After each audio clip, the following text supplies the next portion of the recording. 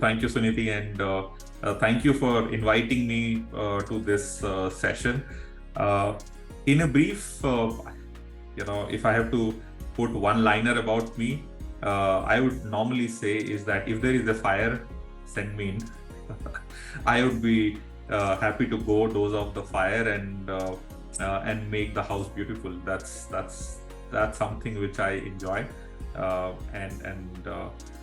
In terms of career, I think that's more about me as a person. But in terms of career, currently working as a people leader for the operations and technology organization in FIS, based out of Jacksonville in Florida, which is the corporate office for FIS, and with FIS now for almost 13 years, and have grown doing different kind of roles out here. And before this, I worked with Infosys, Lupin Pharma, and NIT Limited as some of the organizations.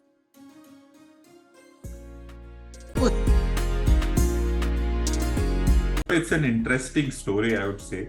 I joined NIT as a graduate trainee after my graduation, and I started doing software development. That was the first job which I got. But I was pushed into the recruitment department, and my first product or the project in which I was supposed to work was to make the recruitment department paperless. That was the first role, and that's how I got introduced to HR. I started liking interviewing. That was maybe the initial thought which came in. But then I did different kind of roles with NIT. I was into training for some time, which I also enjoyed. And then I moved into SAP HR implementation. And my initial thought of doing my MBA was to become a functional consultant, actually. I wanted to take over SAP or Oracle functional consultant for an organization, and that's why I did my MBA. To my surprise, I have never been a functional consultant in my entire life. But that's how the life happens. Now that's a very tricky one because the problem is, let's say if I'm going to a college, and most of the time when I ask why have you picked up HR as their subject, the one thing which I see missing is the passion. And for my perspective, that passion is an important aspect. Now, what is passion from an HR perspective? I think that should be the next important question which will come in everybody's mind. So there are a couple of things which is there in HR. So the first is the HR technology.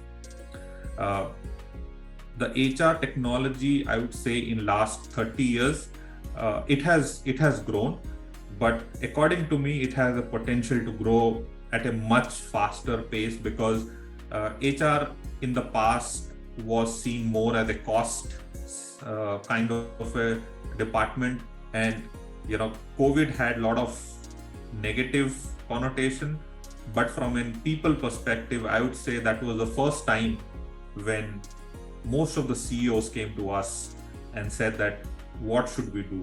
So the whole change in the CEO's mindset from business to people happened during the COVID time. So I believe that will also translate into technology. And if you like to work on a technology, then HR is now becoming a big part of the overall process. The second is the whole HR operations piece, which is mainly payroll. Running payroll is not an easy one, and we look out for a lot of people who have a finance background to run payroll. The whole talent acquisition piece, which is numbers game. If you like to sell, talent acquisition is your place to work with. And the third and the final important space in the HR is interaction with leaders and employees. And I believe those people who can understand other person's mindset are the best people to get into that, because the difference in the people organization is that in technology it's 0 or 1. You write a code, it will come out as accepted or failed. The problem with humans is whatever I say, I don't know the person who's listening to that sentence has accepted it or not accepted it, because the body language is an important one. Through the body language, the person can tell me that they have accepted, but in the mind, the person feels what is the crap which I'm talking about. So understanding the pattern of the people behavior is an important aspect, and that's the human psychology. And the third and the important aspect in HR is all about that. So if you have passion in any of these things, then coming to HR is will help you to grow. That's the thing which I normally look out on a person. And the second piece for me is willingness to learn, because skills and competencies, if it is technical skills and those kind of things, can be easily taught. I can tell somebody how to hire, I can tell somebody how to do the payroll, or I can tell somebody that how to work on these patterns, but I can tell those things to only those people who are willing to learn. So willingness to learn and passion is the two most important pieces, and if anybody has that, they should be willing to come to HR. Very difficult once to learn, I would say, because a lot of people feel that the baggage which they carry, the experiences which they carry, they have learned everything. And I remember when I go to the college, or when I am starting any new learning programs or a training program for our employees, I normally say that I am hoping that each one of you has come here with their cup half empty. So it's like the cup of a tea. If it is half empty, that means whatever the trainer or the facilitator is trying to convey during that session, you will take them in. If it is full, then you already feeling that I am here to waste my time. So if anybody is here to waste the time, please move on. And anybody whose cup is half full can continue and work with us. So that's my opening statement in most of my training programs, and that's how I will say that if people feel that there is a chance of learning, those are the kind of people who I have seen grow. I can tell you about myself. Every year I try to do a certification, and I'm doing that for last almost like 15 years in my career. Every year I have a very clear-cut thought process that I have to spend $1,000 on myself to learn new things, because the world is changing so rapidly, and if you do not keep yourself on the pace with these changes, there is no way you can catch the changes. So that's the only way to survive and to grow in the current scenario. So in India, two things sells very much. One is cricket and the other one is movies. And if you come to my sessions, you will find that I'm using a lot of those analogies in my sessions. And if I have to talk about willingness to learn, normally these days I'm using Dhoni's example quite a lot. Or if you have to go to movies, I take Shah Rukh example quite a lot. The journey which a player or a actor goes through, you can see the first time when they came to the field, and a lot of people know that Dhoni was not successful when he came initially, and then went back, grind it out, learn new things, went to different kind of games, then came back into the cricket, got a lot of chances, and again I think he got a lot of chances because of that passion, because of that willingness to learn, and then we have seen the growth for that player. Or even you take Shah Rukh Khan, who's normally seen known as one of the best actors, but if you see from the first time when he came to the serials, be it Fauji or be it Circus, from there to the way he made the movies, there is a learning curve which is there. We can see those things. And again, one of the things which I admire about Shah Rukh, I don't admire him as an actor, but I admire about him is the passion. I see a huge passion, energy which he puts in to each of the roles which he has played. So that's one of the example which I take, and I feel that if you have that passion and willingness to learn, and these are two big examples, we have seen that, then sky is the limit for you to reach. Good and the bad thing about HR is about working with people and understanding people's mindsets. So I would not say that graduation or a post-graduation is the entry point. Yes, from today's market scenario, and because the number of people which are available in the market is huge, the supply is huge, and that's why we normally like to take people who have done graduation or a post-graduation in either HR or labor law, or in human psychology, or in the organization dynamics.